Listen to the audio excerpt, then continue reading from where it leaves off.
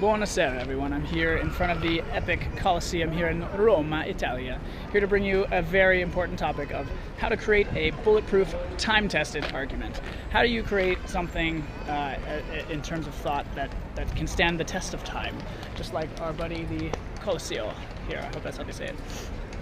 Well, step one, if you're creating anything bulletproof, you got to be able to throw bullets at it. So in this case, our bullets are going to be questions.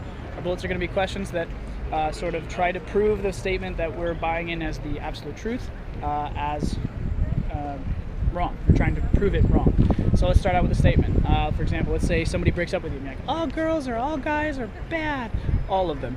The logic behind that is that every single human on the entire planet, depending on whatever your preference is bad. And it's not good. They're all terrible. I'll never get with anyone. There are two different ways to look at that. So if you're saying, I will never get with anyone, you're saying that never in my entire life will I find another person. So for you to know that, you would actually have to live your entire life to find that out. So you actually can't say that, it can't actually be true until you are a depressed, dead, alone person. And that means that you can't have any, for that to be correct, you actually have to have no other relations with anyone else. So in terms of a thought idea, a thought concept, that can't actually be correct.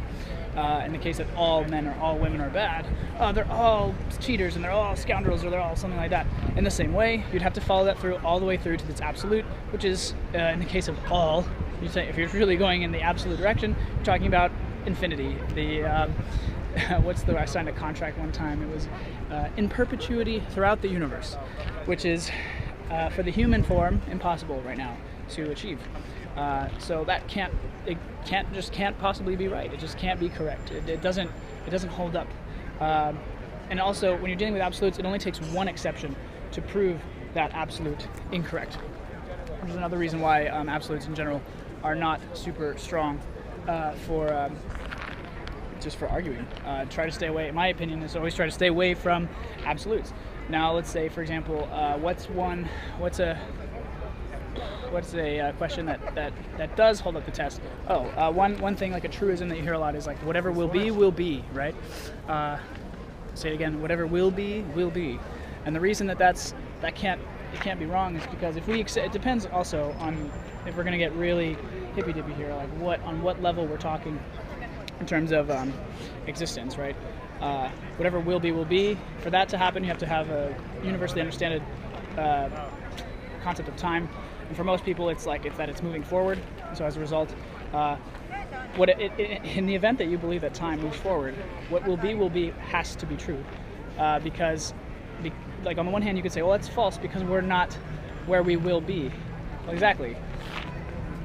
You could say that. However, if time moves forward, if time moves from beyond this moment where we are now, it can't not be then later. It will just be what it is, and it's a kind of a mind mess up, but something like that, it can't be wrong, and that's what I'm trying to get at. How do you create like a bulletproof truth? How do you create like a bulletproof, time-tested, weathering the elements sort of phrase, and something like that, something like what will be, it can't not be true. I think it's a very Zen, I believe, phrase.